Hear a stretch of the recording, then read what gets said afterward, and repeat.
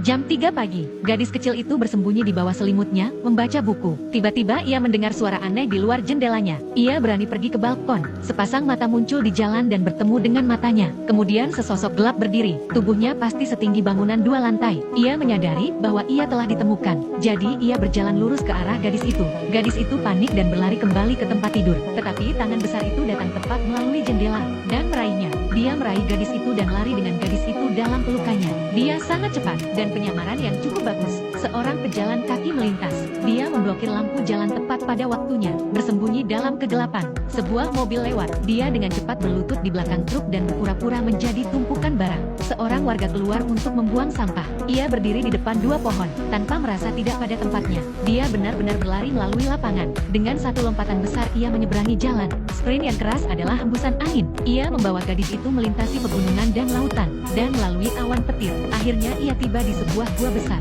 Itu dipenuhi dengan segala macam benda aneh dan tidak biasa. Gadis itu tergantung di dahan pohon dengan selimutnya. Dia mengintip ke dalamnya. Di sini, seorang raksasa sedang mengasah pisau. Di sana ada sebuah jendela. Gadis itu mencoba melarikan diri, memanjat sepanjang batang pohon. Tepat saat ia mendorong jendela terbuka, ia terlempar ke dalam panci oleh raksasa. Gadis itu ketakutan. Raksasa itu mengatakan kepada gadis itu, ada banyak raksasa di luar sana yang memakan manusia. Tergantung pada selera mereka, mereka memiliki nama khusus untuk mereka.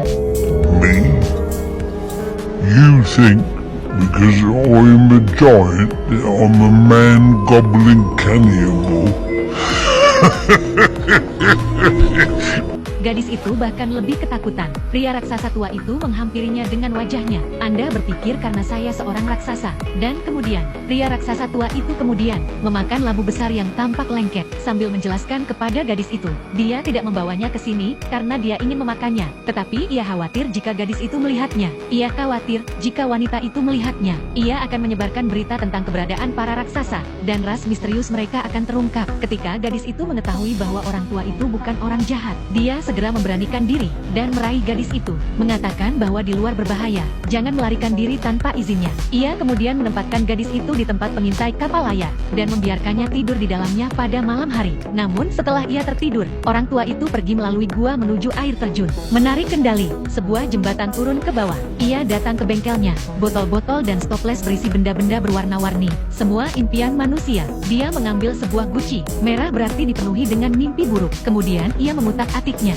Ia memegangnya di atas kepalanya dan mengguncang-guncangkannya. Gadis itu tiba-tiba terbangun. Untuk menemukan orang tua itu terbaring tertidur di geladak. Ia membuka baut yang menahannya di tempatnya. Ia menyodok jendela dengan galak. Gadis itu berhasil melarikan diri, berlari melewati rerumputan yang lebih tinggi dari dirinya. Tiba-tiba sebuah tangan besar menerobos bumi dan menghalangi jalan gadis itu. Gadis itu berteriak minta tolong. Tetapi orang tua raksasa yang tidak jauh dari sana memilih untuk duduk diam saja. Gadis itu tertangkap tinggi di udara. Saat berikutnya dia akan jatuh ke dalam mulut jurang. Ketika gadis itu terbangun lagi, untuk menemukan dirinya duduk di menara pengawas dalam keadaan utuh, ternyata orang tua itu baru saja menanamkan mimpi buruk dalam dirinya untuk mencegahnya melarikan diri. Ia telah menanamkan mimpi buruk dalam dirinya. Di pagi hari, orang tua itu sedang minum minuman hijau. Gadis itu menyadari bahwa gelembung-gelembung di dalamnya mengarah ke bawah. Dia belum pernah melihat minuman bersoda yang aneh seperti itu. Jika gelembung ke atas membuat Anda bersendawa, Nama.